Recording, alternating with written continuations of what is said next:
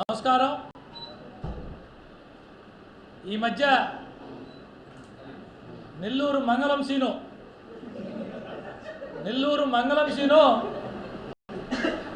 గత 2 వారాలుగా 2 సార్లు వచ్చి ప్రెస్ కాన్ఫరెన్స్ పెట్టి మాట్లాడడం జరిగింది.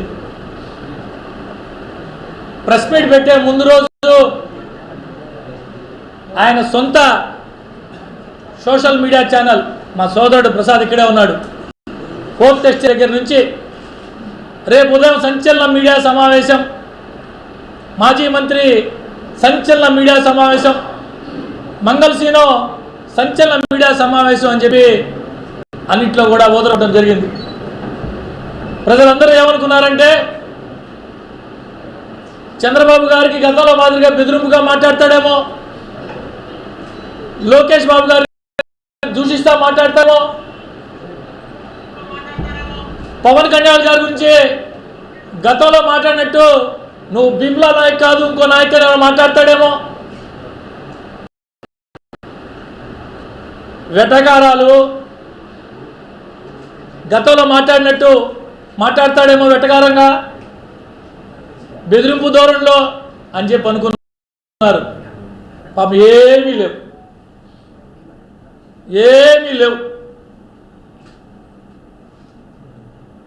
మంగళసీను గారి ప్రెస్ మీట్లో, మంగళం గారి ప్రెస్ కాన్ఫరెన్స్లో ఇవేమీ లేవు.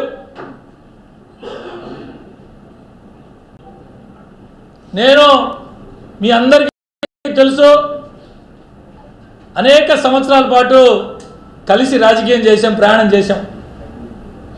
ఈరోజు సందర్భం వచ్చింది, ఎందుకులే అని కానుకున్నా కొన్ని చెప్పక తప్పటి పరిస్థితుల్లో ఈరోజు కొన్ని మీ ద్వారా నెల్లూరు ప్రజలకు తెలియపరుచుకుంటున్నా.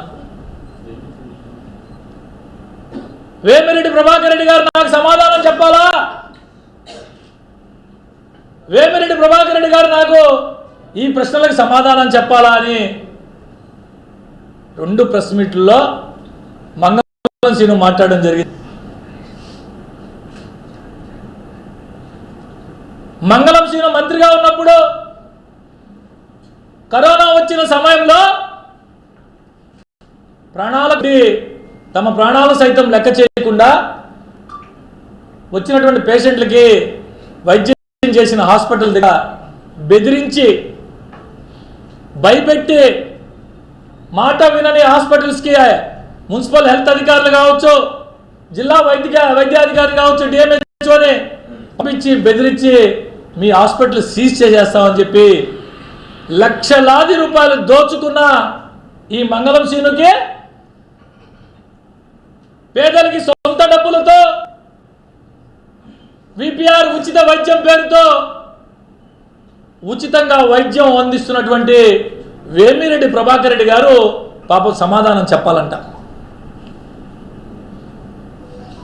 కరోనా సమయంలో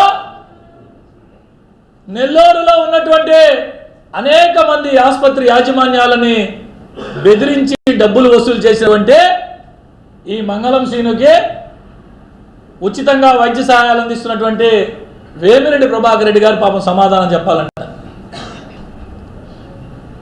గతంలో కూడా ఒకసారి చెప్పున్నా మీకు, 15 సంవత్సరాల పాటు కాళ్ళొత్తి అన్నం పెట్టి డ్రైవర్ లేకపోతే డ్రైవింగ్ చేసి తన సర్వస్వం త్యాగం చేసిన ఒక దళిత బిడ్డ, ఒక దళితుడు, సారో నా బిడ్డని ఐటీఐ చదివించుకుంటున్నాను, నా బిడ్డకి ఒక షిఫ్ట్ ఆపరేటర్ పోస్టింగ్ అని అడిగితే బిడ్డని ఐటీఐ చదివించుకొని పోతే వెంకటేశ్వరపురం సబ్స్టేషన్లో ఆ పోస్ట్ అమ్ముకున్న 7 లక్షల రూపాయలకు అమ్ముకున్న ఈ మంగళం సీనుకి అనేక మంది దళిత బిడ్డల్ని ఉచితంగా ఒక స్కూల్ పెట్టి విపిఆర్ విద్య పేరుతో రాజకీయాలకి తవ్వు లేకుండా పేదరికమే ప్రామాణికంగా అన్ని విద్యతో పాటు భోజన వసతి, రవాణా సౌకర్యం సకలం చుట్టుపక్కల ప్రాంతాలు ఉన్నటువంటి దళిత బిడ్డలకి ఉచితంగా తన సొంత నిధులతో విపిఆర్ వైద్య పేరుతో సేవ చేస్తున్నటువంటి వేమిరెడ్డి ప్రభాకర్ రెడ్డి గారు ఈయనకి ఈ మంగళం సీనుకి సమాధానం చెప్పాలంట పాపం. జలవనరుల శాఖ మంత్రిగా నెల్లూరు నగరంలో ఎదురుగా ఉన్న సర్వేపల్లి కాలువ కావచ్చు, పెన్నా రిటర్నింగ్ వాల్ కావచ్చు, పెన్నా బ్యారేజ్ కావచ్చు, జాఫర్ సాబ్ కాలువ కావచ్చు, కోట్లాది రూపాయలు దోచుకున్నటువంటి ఈ మంగళం సీనుకి సొంత నిధులతో రాజకీయాల్లోకి రాకముందే అనేక గ్రామాల్లో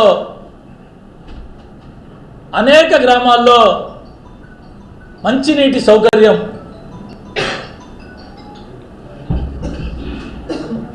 అనేక గ్రామాల్లో వాటర్ ప్లాంట్లు పెట్టి సొంత నిధులతో సేవ చేస్తున్నటువంటి వేమిరెడ్డి ప్రభాకర్ రెడ్డి గారు సమాధానం చెప్పాలండి ఈ మంగళం సీనుకి. ఇవే కాకుండా యాదవ కులంలో, మా యాదవ కులంలో చెడబుట్టి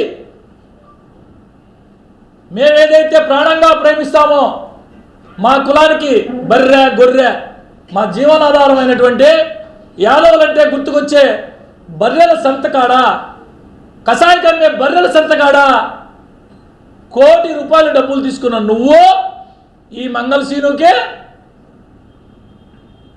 అనేక మంది వికలాంగులకి ఆసరాలే వారందరికీ తన వంతు సహాయ సహకారాలు అందించాలని చెప్పి ఎలక్ట్రానిక్ బ్యాటరీ ట్రైసైకిల్ అందిస్తున్న వేమిరెడ్డి ప్రభాకర్ రెడ్డి గారు సమాధానం చెప్పాలండి.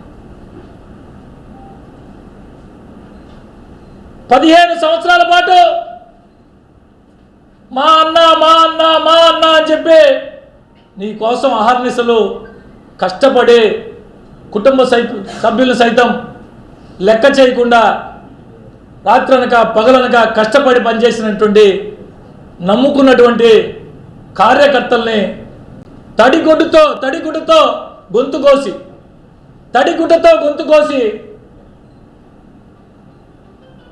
వందల కోట్లు సంపాదించుకొని చెన్నై పోయి పారిపోయి కూర్చున్న నీకు నమ్ముకున్న కార్యకర్తల కోసం రాజకీయాలకు అతీతంగా తన దగ్గరికి ఎవరైనా సాయం కోరి వస్తే వారందరికీ అపన్నహస్తం అందిస్తున్నటువంటి వేమిరెడ్డి ప్రభాకర్ రెడ్డి గారు సమాధానం చెప్పాలా?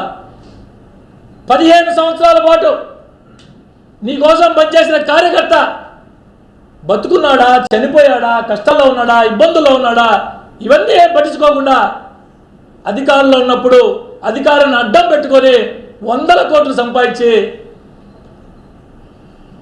మద్రాసు అధికారం పోగానే పోయి మద్రాసులో దాక్కున్న నువ్వు నీ డబ్బు సంపాదించిన డబ్బంతా దుబాయ్లోనో మరో దగ్గర వ్యాపారంలో పెట్టుకుంటున్న నువ్వు కార్యకర్తల్ని నట్టేట ముంచేసిన నువ్వు ఈ మంగళం సీనుకే 10 మందికి సహాయం చేసే వేమిరెడ్డి ప్రభాకర్ రెడ్డి గారు సమాధానం చెప్పాలా?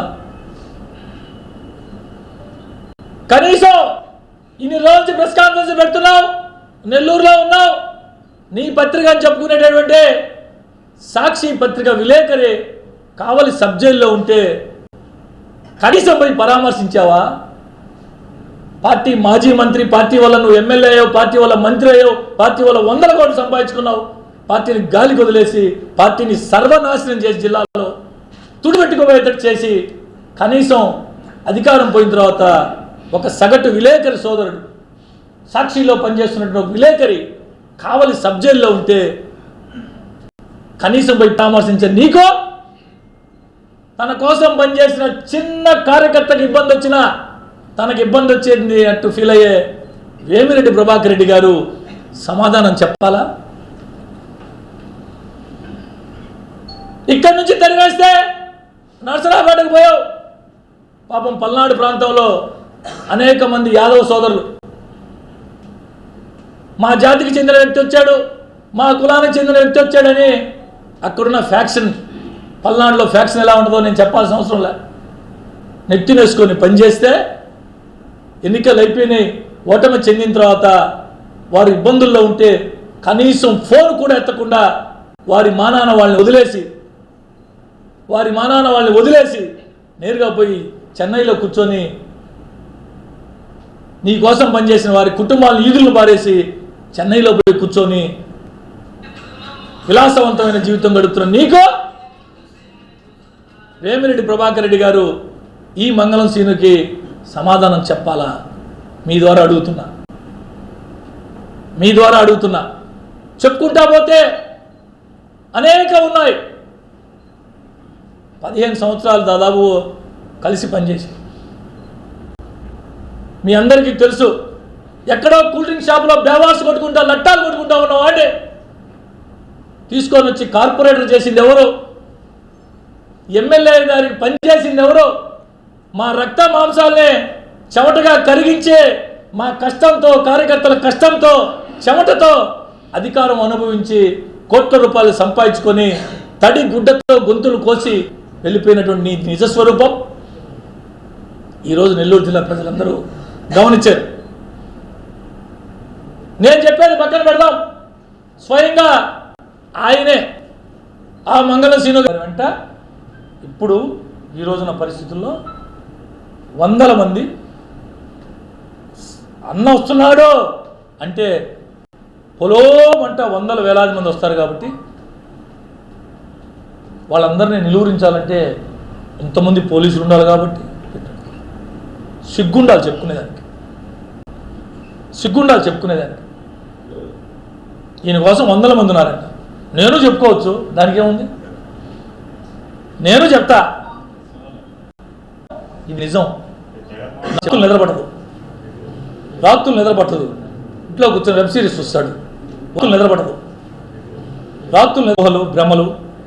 మా మంగళం సీనుకు అలవాటు ఉంది, చాలామంది తెలియకపోవచ్చు. రాత్రులు నిద్రపట్టదు. ఇంట్లో కూర్చొని వెబ్ సిరీస్ చూస్తాడు. ఉదయం లేచి అది ఊహల్లో అనుకుంటాడు.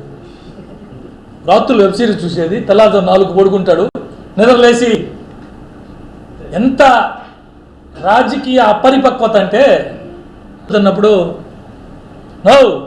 మనకంటే ఉన్నా ఇది నిజం, ఇది సత్యం, మీరు నమ్మి తీరాలా. ఇటువంటి చెప్పుకుంటా పోతే రేపు ఇటు దాకా చెప్పచ్చు. 15 సంవత్సరాల ప్రయాణంలో 15 సంవత్సరాల ప్రయాణం లేదు పాప. మీరందరూ అంతకంటే ఎక్కువ బుడుగులు వచ్చేసినాయి. మోసి నాలాంటి వాళ్ళకి, మా వెంకటేశ్వరం లాంటి వాళ్ళకి, రకరకాల వాళ్ళకి. మాకు చేయాల్సింది పోయి కుత్తికి మీద కాలు పెట్టి తొక్కేదాన్ని చూశారు.